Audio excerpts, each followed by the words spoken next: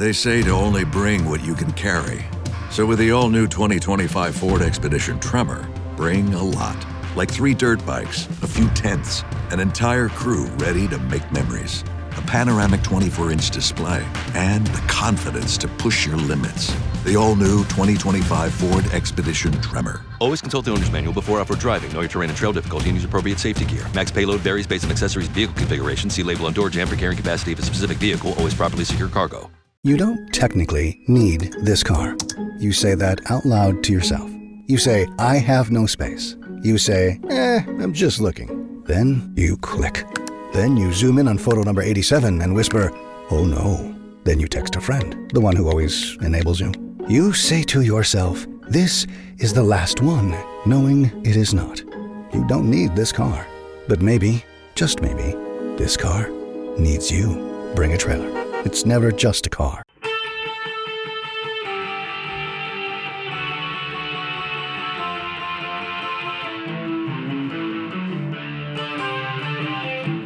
This is the Daily Blast from the New Republic, produced and presented by the DSR Network. I'm your host, Greg Sargent.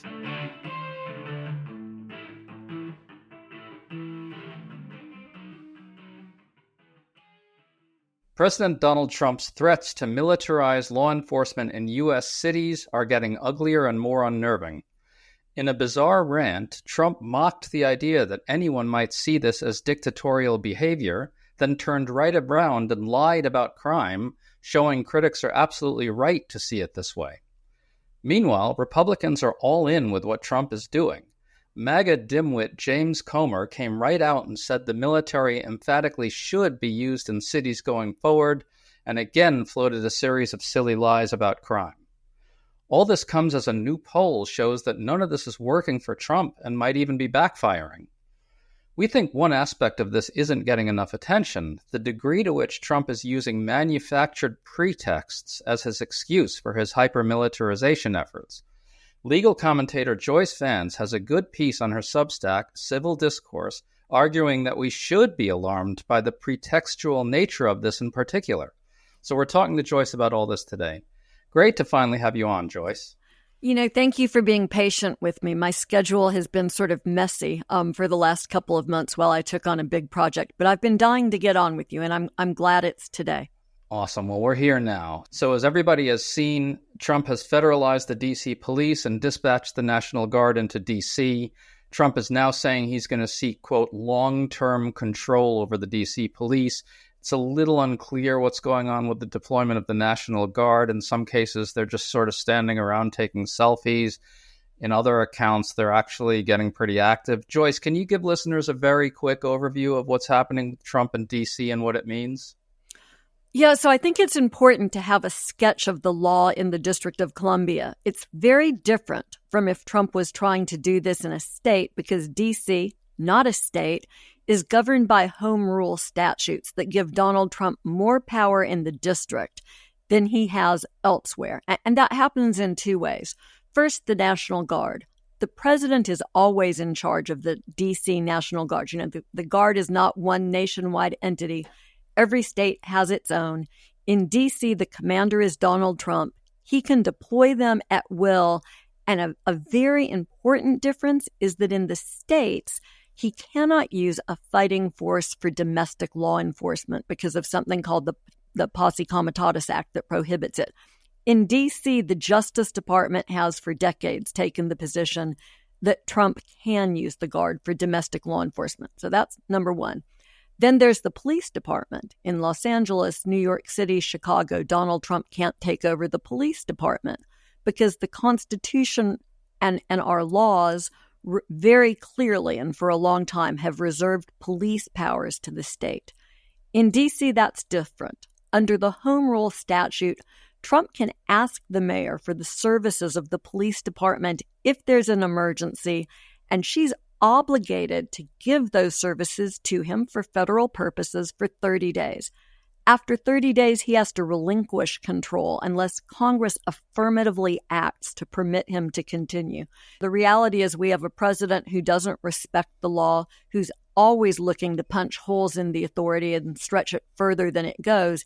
Here he's got the benefit in the district of a statute that's sort of written in a vague way, designed, quite frankly, for a president who is a good faith actor to give him nimbleness to act in a true emergency.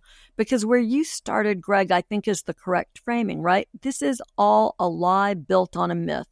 Donald Trump invoked, claiming that there was a crime problem in the District of Columbia. And Justice Department statistics included, at least the last time I looked at DOJ's website, I wouldn't be surprised if they purged this. Those statistics say that crime in the District of Columbia is down. And that undercuts everything Trump is doing. It's the dog days of summer, and that means it's still too hot and we're in the silly season of news. But to help you get through this time and bring you the news you need to know, we have a special offer at the DSR Network. Right now, using code DOGDAYS at the dsrnetwork.com/buy, you can get a DSR membership for 50% off. That means access to our Discord community, members-only sections of your favorite pods, and early access to episodes, all for half off. Sign up today using code DOGDAYS at the dsrnetwork.com/buy. This offer is only available for August, so act fast. Thank you for your support, and enjoy the show.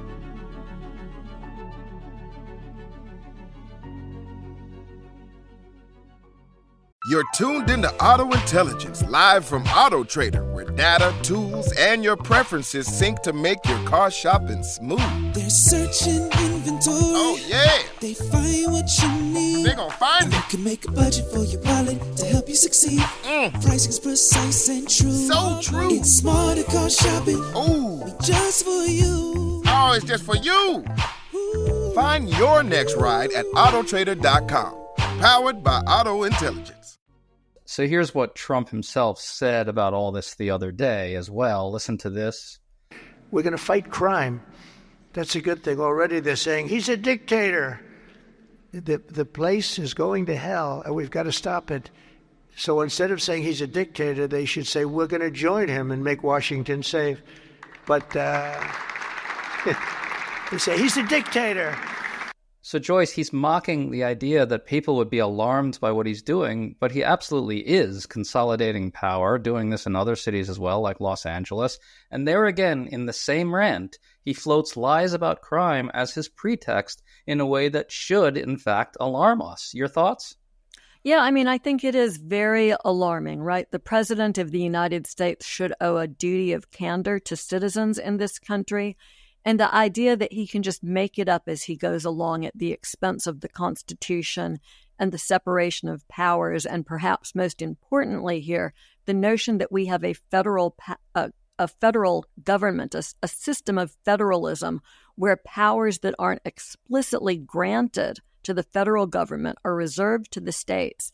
And the fact that the Republican Party, which has stood for that principle for so many decades, defended it so fiercely against what they claimed was Democratic overreach, that now they just appear to be sitting around saying, you know, whatever, do whatever you want to do, Donald Trump. This is, I think, important to note. This is not the Republican Party that people grew up with. Yeah, and I want to get a little deeper into the point you just made there. Because I think what Trump is doing here, this is often described as a test run, a dry run for more. And it is that. He has said explicitly he's going to do it in more cities. By sheer coincidence, the cities he always names are in blue states. But it's also a dry run for the use of pretexts for doing this. And I think that point is lost on some folks, certainly not you. You wrote a very good piece about this. What he's testing is the ability to make things up as the justification for authoritarian moves like this. Your thoughts on that?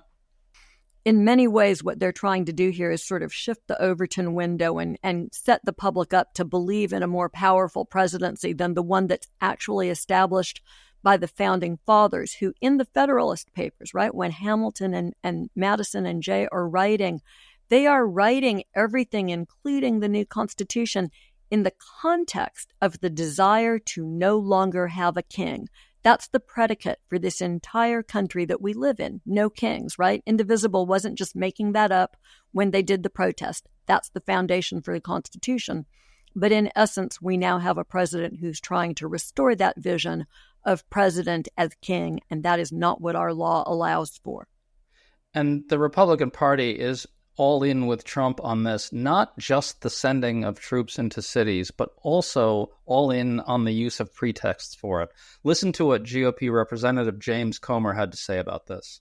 Carjacking, we have people mugging people at all hours of the day, and it's out of control. So the president had to send in the National Guard. Right. And I think that you've seen just in the last 24 hours a huge decline in crime. And we're going to support this. We're going to support doing this in other cities if it works out in Washington, D.C. And again, it's unfortunate, but we spend a lot on our military. Our military has been in many countries around the world for the past 2 decades, walking the streets, trying to reduce crime in other countries. We need to focus on the big cities in America now, and that's what the president's doing. What's funny there is he gives away Trump's whole scam by accident. He says suddenly out of the blue, crime has vanished. But in fact, he's just describing the actual state of things in D.C., which, as you mentioned, is that crime is significantly down. I got to say, though, it's unnerving as hell that the Republican Party is now all in for both the hyper-militarization and this use of nonstop propaganda to justify it. Where's this all going? Yeah, I mean, the Republican Party, I think, sold its soul a long time ago. And look, the reality here is I'm a former United States attorney. I was a United States attorney for 8 years during the Obama administration. I'm a career federal prosecutor. I've done a lot of work involving crime prevention. And what you don't do if you're serious about crime prevention is send in the military, which is not trained to do that kind of work. You don't send in the National Guard, which drills, for instance, in crowd control, but not in how you handle 14 and 15-year-olds, right? If you're committed to reducing crime, then you follow data-driven best practices that tell us that community-based policing is the path forward. That's what they've been doing in D.C. That's why crime is down. For instance, they've set up 4 nighttime curfew zones in D.C. this summer to tamp down on some of the sorts of gang problems that they were having, and that works really, really well. If they were committed to crime reduction, they would be funding those sort of initiatives. And so if the administration was sincere about its goal of crime reduction, we would see them claiming victory. But we're not seeing that. We see them continuing to use the pretext of needing to engage in mass deportations of serious criminals to sort of flood the streets with this police presence that's intimidating, that's masked. We saw that yesterday on Thursday at the press conference California Governor Gavin Newsom had, where just not for nothing, masked ICE agents show up. It's hard to view this as anything other than a test balloon to see just how far this administration can go in violating democratic norms. Yes, I think there's no question about it. There's this new Pew poll I want to bring up. It finds Trump's job approval at 38% with 60% disapproving. That's abysmal, and it's gotten some attention, but there's a finding in here that hasn't gotten attention. It's this: 56% of Americans are not confident in Trump's ability to effectively handle law enforcement and criminal justice. Only 44% are confident. That's striking. This poll was taken while all this stuff has been unfolding in U.S. cities. I think it's backfiring for Trump. They are absolutely convinced that the public will sort of mindlessly, robotically march behind them if they just say crime, and we have to send in the military, and we're gonna bait Democrats into opposing it. But Americans don't want the military roaming their streets. They understand the principles that I think you laid down earlier. This is not something that is going to be popular over time. I think it gets worse for Trump. What do you think? I think the problem is whether Americans will wake up in time, right? There's a breaking point, a tipping point past which Trump has normalized the use of law enforcement, maybe of military troops on American soil. It'll require, sign off from the Supreme Court. It's unclear what will happen when these issues reach them.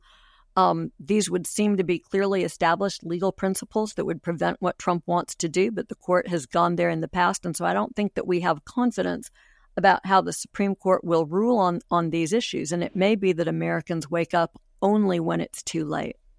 Hey Ryan, that was a fast trip. It was like you teleported. Yeah, just got in. I'll get all my expenses logged, I promise. Oh, no, you're okay. SAP Concur uses advanced AI, so your expense report will practically write itself. Quite the breakthrough. It's like we've been teleported into the future. All right. So, just curious, would you give us written permission to convert your matter into energy patterns and reassemble you at, say, random travel destinations? Margaret, are you building a teleporter?